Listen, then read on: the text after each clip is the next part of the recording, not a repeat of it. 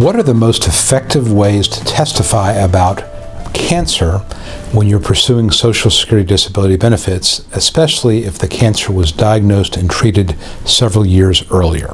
Hi, this is Jonathan Ginsberg. I'm a Social Security disability attorney, and I represent a number of clients who had cancer. So frequently it's breast cancer, it could be other forms of cancer, several years ago, maybe even 10 years ago, but now are pursuing disability because of sort of the long-term side effects of the cancer. It could be the effects of chemotherapy, radiation.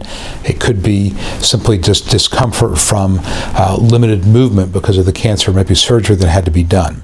And I think that when you approach cancer, especially one that's been in remission or something that's treated a number of years ago, you have to almost look at it as a two-phase way to testify. You want to talk about the immediate impact of the cancer when it happened and how it affected you. And frequently judges will give you the benefit of the doubt. They will assume that when you're being treated for cancer, you're undergoing chemotherapy, radiation, surgery, that for at least 6 months to a year during the time the treatment is active, you're not going to be able to work. So certainly if that falls within the period you're claiming you're disabled, that would be appropriate for at least a closed period of disability.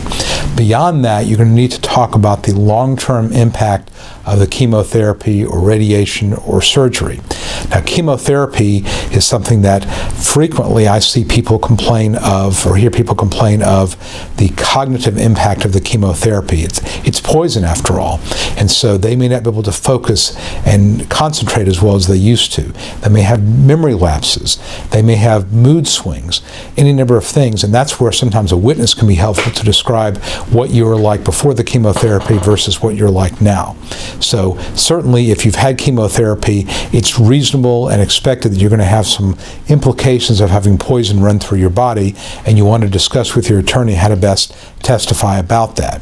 Same thing with radiation. Radiation, depending on where it's done, can impact your tissues, and even if the radiation, let's say, was directed to, let's say, a spot on your chest, on the breast, it could impact other parts of your body because it's going to impact possibly your circulatory system or other muscles. It could cause pain.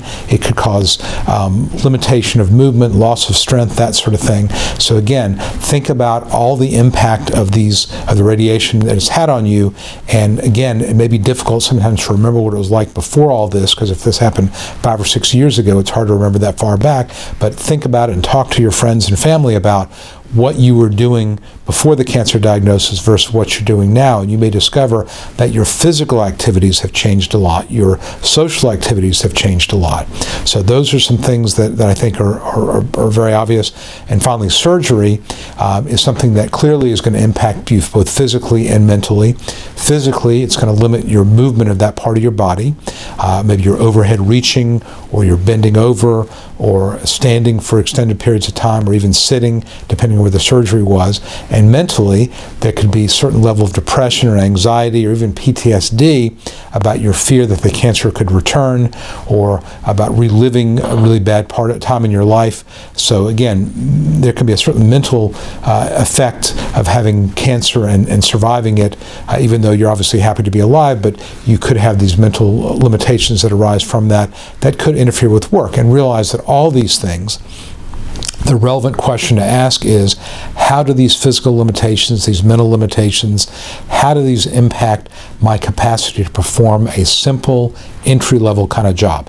Not just past work, but any work. And when I talk to people, I say, think about it like this. Imagine a simple entry-level job. You're putting ink pens in a box, you're monitoring a security camera, and you have only one step to do, and your main job is to be there 8 hours a day, 5 days a week. Could you perform a job given the limitations arising from your cancer diagnosis and any other medical problems you may have? And if you would not be reliable, if you'd miss excessive time from work, miss too many days, more than 2 or 3 days of work a month, then that would be a very strong indication that you meet the requirements for disability from Social Security. So, hope you found this helpful.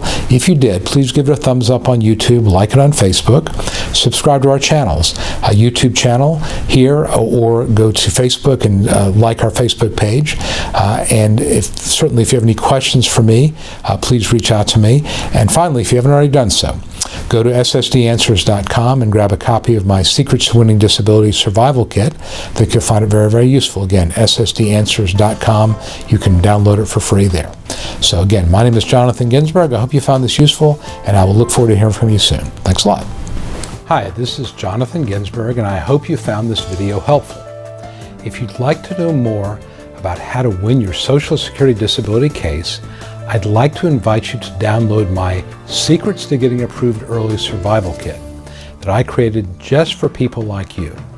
Currently, I'm making the Survival Kit available at no cost, and I encourage you to grab your copy now.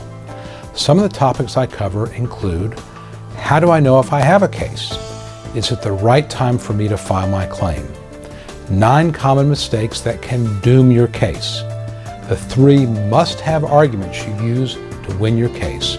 And a topic that every disability claimant wants to know: how to avoid trick questions from the judge. If you or a loved one need to win Social Security disability benefits, you'll find the Survival Kit essential reading.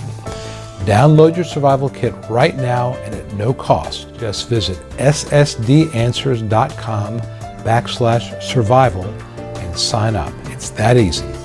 Please act now. And as always, I wish you the best.